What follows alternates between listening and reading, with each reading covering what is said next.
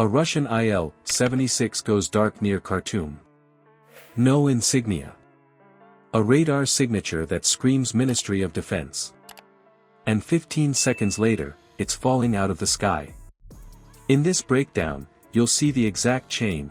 FK 2000 AESA detects at 19 miles, command flips to weapon unlock, HQ 17 AE hits at high subsonic closure, and 30mm cannons finish the kill.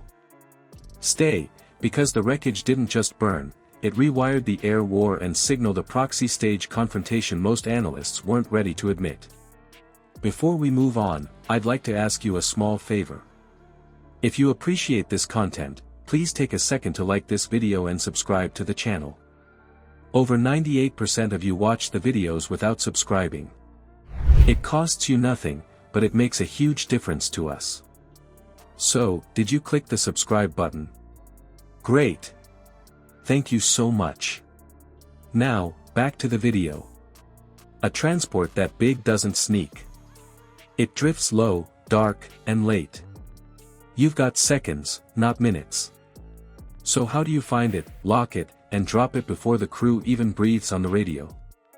Start with the node. FK 2000 isn't a single trick, it's a stack. An AESA radar combs the low sky. HQ 17 class interceptors sit hot on the rails. Twin 30mm guns wait for the close-in finish.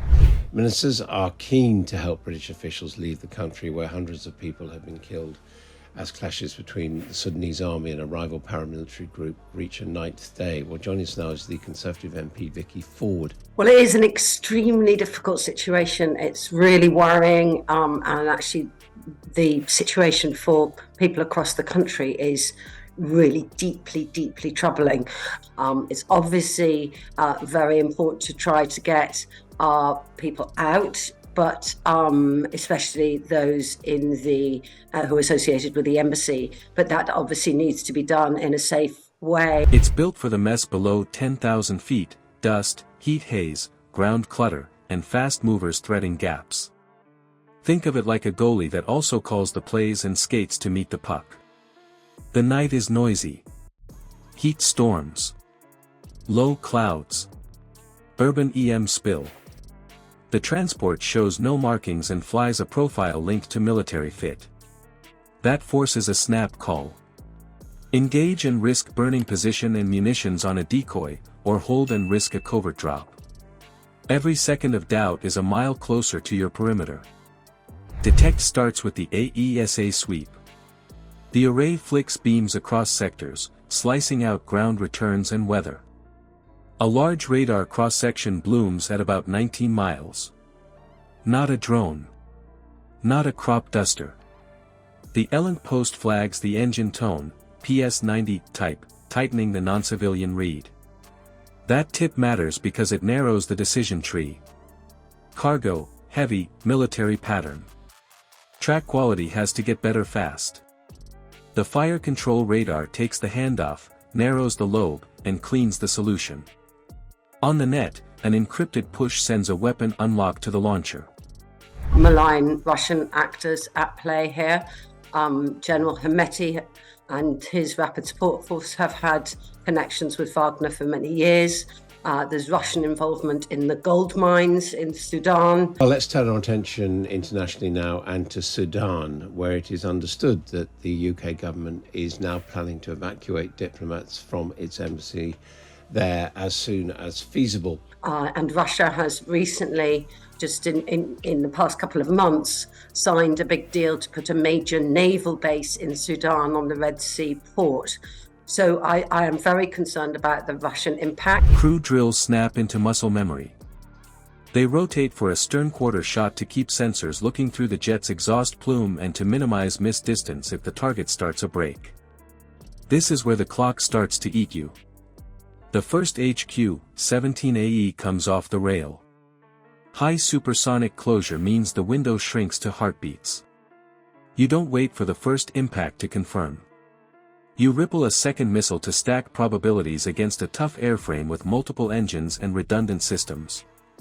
The doctrine is shoot, look, shoot, except the look is milliseconds of seeker and radar data, not a long pause. Inside the missile, the guidance stays steady on the return. The transport size helps. It presents a fat, stable target with distinct hot spots and big flat surfaces for radar energy to bounce.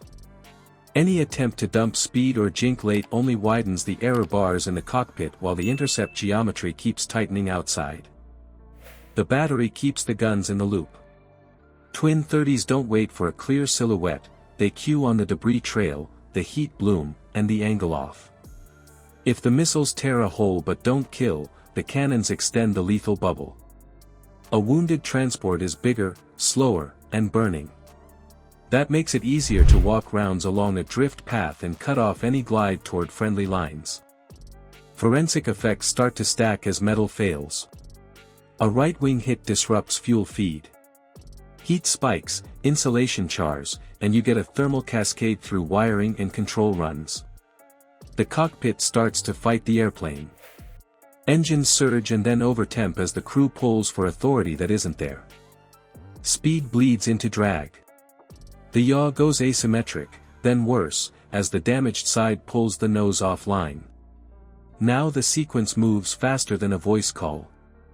Flight computers throw faults.